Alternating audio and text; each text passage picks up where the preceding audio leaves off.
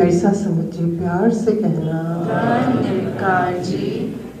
सत्संगत बहुत कीमती वो घड़ियाँ, बहुत अनमोल वो लम्हे जो इस सच्चे पातशाह की याद में, इनकी उस्तति में जो हरि यश हरि कीर्ति होता है, ये दुर्लभ लम्हे हैं।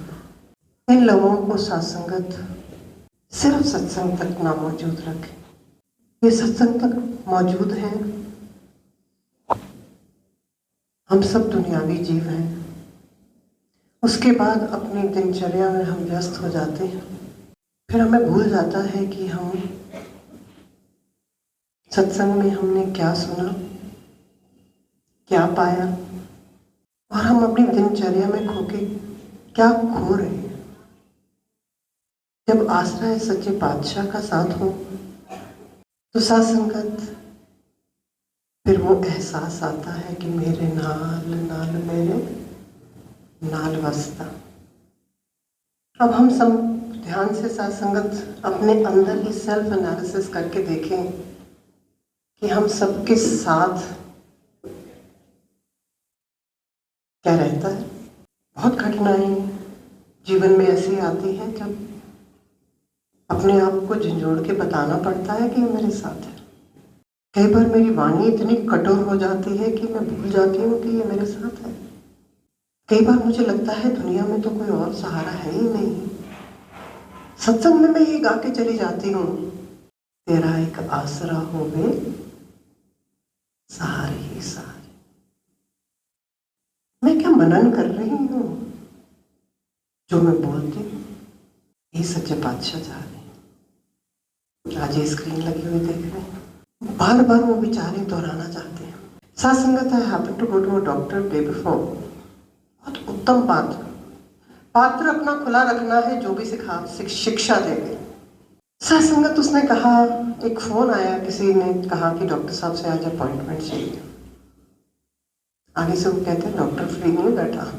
दासी उसकी चेयर पर बैठी मुस्कुरा कि आपने ये जवाब दिया।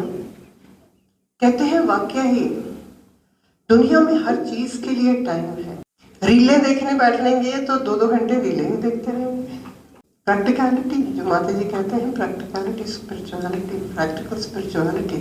सत्संगत फिर उस डॉक्टर ने कहा, किसी से किसी की निंदा चुगली में बैठ जाएंगे तो घंटों उसमें बिता देंगे। किसी के अगेंस्ट साजिश, वो मेरे से आगे क्यों बढ़ गया, उसमें इतना समय गुजार देंगे। पर जब अपनी फिजिकल हेल्थ, जब अपने शरीर के बारे में कुछ सोचना पड़ता है तो लगता है कि डॉक्टर खाली बैठा है, मैं जब चाहूँ जाके दरवाजा खटकाऊं और मेरा वो ट्रीटमेंट कर देगा। हंस के कहते हैं मैं भी खाली बैठा नहीं। एक रेस्टोरेंट के बाहर जाएंगे, अगर वेटिंग है तो वहां पर आधा घंटा बाहर खड़े रहेंगे कि मेरे को टेबल मिल जाएगा तो मैं अंदर तब जाऊंगी, मुझे यहाँ भोजन खाना है। वहां भी आधा घंटा वेस्ट हो गया। सत्संग में 5 मिनट को महात्मा ऊपर ले जाए तो हम घड़ी आगे पीछे, बहुत शिक्षा मिली। अपने आप को झंझोड़ा और कहा ये तो फिजिकल हेल्थ की बात कर रहा है सच्चा बादशाह, मेरी स्पिरिचुअल हेल्थ की कैसी कंडीशन है? मैं भी तो यही करती हूँ। समय नहीं, अभी महात्मा बता रहे थे ना, अभी बच्चे बता रहे थे, टाइम ही नहीं। जिसने टाइम दिया है उसी को हम कह रहे हैं तेरे लिए टाइम नहीं। किसने दिया टाइम? एक पल का पता नहीं। हाथ में चाय का प्याला पकड़ा होता है, होंठों तक जाए कि ना जाए ये भी नहीं पता, और दावा करते हैं ताउम्र यहाँ रहने का। सत्संगत मेरी स्पिरिचुअल हेल्थ के लिए जो ये बैठा है महात्मा, सदगुरु जो बैठे हैं, वो डॉक्टर ने तो कहा मैं खाली नहीं बैठा, ये तो कहते हैं तुम मारो तो सही है। मैं गले लगाने के लिए तैयार हूँ, मैं गले लगाने के लिए तैयार हूँ। तुम फिर भटक गए हो, मैं फिर तुम्हारे दुख गले लगाने के लिए तैयार हूँ। सत्संगत अपने माँ बाप भी कभी एक गुनाह कर देना तो माफ करने में बहुत समय लगाते हैं। हमने ये शिक्षा दी थी तुम्हें, हमने ये बनाया था तुम्हें। हम खुद अपने बच्चों को कहते हैं, ये वो भी नहीं करते इतने तैयार। They welcome us with open arms. उनकी बाजू खुली, आओ तो सही, मेरी शरण में आओ तो सही, तुम मेरे ही हो, मेरे से दूर तुम हो गए थे, मेरे लिए तुम दूर नहीं थे। सत्संगत, ये जो अनमोल दात मिली है, इसका एहसास करें कि हमने क्या अचीव करना। इसी सत्संग की बात कर रही हूँ, बचपन में बड़ी बार आपसे शेयर भी करी होगी, सत्संगों में भी सुनाई, क्योंकि वो जीवन की एक बहुत अहम हिस्सा था। सत्संगत भवन बन रहा था। जब भवन बन रहा था तो सत्संगत, पुरातन महात्मा जानते हैं, छोटा संघा से हम यहाँ शिफ्ट करें जब सच्चे पातशाह बाबा गुरबचन सिंह जी का हुक्म आया। तो जहाँ राजू जी रहते हैं स्टोरी में, सत्संगत लेंटर डला तो हम शिफ्ट करें तो छत से पानी गिरता था। शिमला का मौसम आज से 50 वर्ष पहले आप सब जानते हैं कैसा था, ठंडा था बहुत। पानी बरसता और हमारी आंखों से, दोनों बहनों की आंखों से आंसू टपकते, हमें वापस जाना है। माँ कहती नहीं बेटा, गुरु का हुक्म है, गुरु का हुक्म है। और अब सबने देखा कि आखिर दम तक उन्होंने वो वचन निभाया। तो सत्संगत, जब भी वो महात्मा आने, उन्होंने मुझे कहना, आजो बेटा ज्ञान रिपीट करा दो। और बड़े दावे से मैंने कहना, मम्मा ज्ञान, बेटा ज्ञान। आज बाबू महादेव सिंह जी आए हैं, ज्ञान ले लो। आज सेक्रेटरी साहब आए हैं, ज्ञान ले लो। आज कंवल जी जौहर जी आए हैं, ज्ञान ले लो। आज जुगल किशोर जी आए हैं, ज्ञान ले लो। सत्संगत, जैसे जैसे उम्र थोड़ी बढ़ने लगी, हाई स्कूल में पहुंचे, एक दिन सत्संगत बाबू महादेव सिंह जी आए और माँ ने कहा, बेटा बैठ जाओ, ज्ञान ले लो। गुस्से से कहा। हम समझते हैं माँ बाप से बड़े लोग, अपनी स्पिरिचुअलिटी की लेवल पे भी देखें, कई बार हमें लगता है हम गुरु से ज्यादा जानते हैं, हम बता देंगे गुरु को पे ऐसे करो, गुस्ताखियां करते हैं। तो सत्संगत, उन्होंने कहा ज्ञान ले लो। तो माँ को बड़े गुस्से से कहा, दासी ने, कन्फेशन है मेरी। मैंने कहा नहीं, बाबू महादेव सिंह जी क्या समझेंगे, 2 बार पहले उनसे ज्ञान ले बैठी हूँ, तीसरी बार बैठूंगी वो कहेंगे कैसे डफर बच्चे हैं, ज्ञान ही नहीं समझ आता। आज भी माँ की आंखों में जो नमी थी वो याद आ रही है। कहते हैं, बेटा ज्ञान कोई जादू छड़ी नहीं है जो एक पल में समझ आ जाए, उम्रें लग जाती हैं समझने में। वही मेरा सच्चे बादशाह बता रहा है विचारों के द्वारा, बार बार विचारे सुने। हमारे में से कितने हैं जो ये विचारे सुनते हैं? विचार आ गई, हमने ऑनलाइन सुन ली, उसके बाद में कभी दिल में चाहना हुई है कि दोबारा सुन ले, ये काम आए।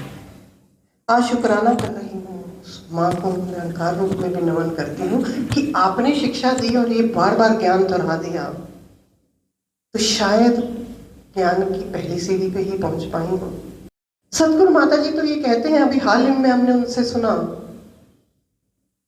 उन्होंने एक कॉर्पोरेट के इंसान की, आप सब ने महात्माओं ने सुनी, जिन्होंने नहीं सुनी तो बड़ी ब्रीफ में दासी बताएगी, कि उन्होंने कहा कि वो बहुत परेशान अपने ऑफिस के कामों से, कुछ भी सही नहीं हो रहा, ये भी सही नहीं हो रहा, ये भी सही नहीं हो रहा, इंक्रीमेंट नहीं हो रहा, कुछ नहीं, प्रपोजल्स जो है वो भी मेरे सारे पुट डाउन करे जा रहे हैं। तो जब घर जा रहा था तो उसके दोस्त ने कहा कि आप घर जा रहे हो तो मुझे लिफ्ट दे दो, मैं आपकी गाड़ी में जा सकता हूँ।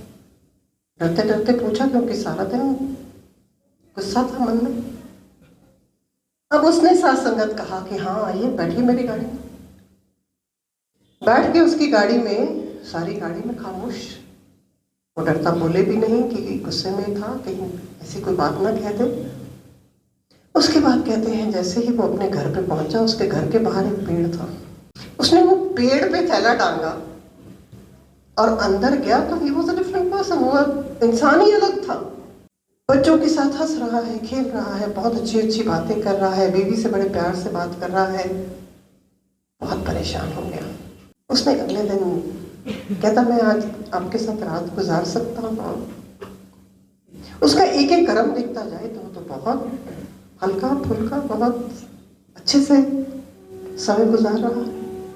इतने में सुबह जब ऑफिस जाने लगे तो फिर वो वहां से थैला उठाता है और चला जाता है।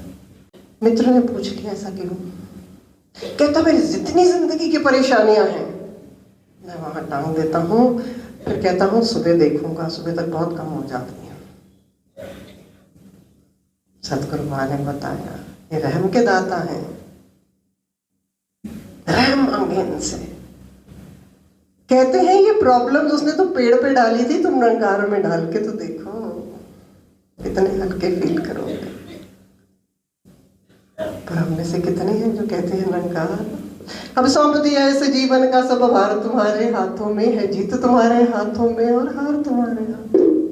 कौन हमारे में से कौन कहता है उसको ये मिल गया, उसको ये पदवी मिल गई, उसको ऐसे कर दिया, उसको ये प्रमोशन मिल गई, उसको ऐसे हो गया, उसका बच्चा फर्स्ट आ गया। मेरी लिस्ट अनगिनत है। छोड़ दें इस पर सबर शुक्रता चोला। ये जीवन का दान जब हमारी झोली में आ जाता है तो जीवन कुछ और बन जाता है। मैं अपने लिए मांगती हूँ ये आ जाए करना, ये आ जाए करना। और हाजिरी आपके चरणों में कैप्टन साहब की भी लगाती हूँ भाई के तौर पे। आज वो किन्नौर में टूर कर रहे हैं, उस तरफ है। और सासंगत माँ जो अंग संग है और उनकी शिक्षाएं जो हैं वो यही वर मांगती हूँ कि ताउम्र हमारे साथ रहें। सासंगत जी प्यार से कहना धन निरंकार जी।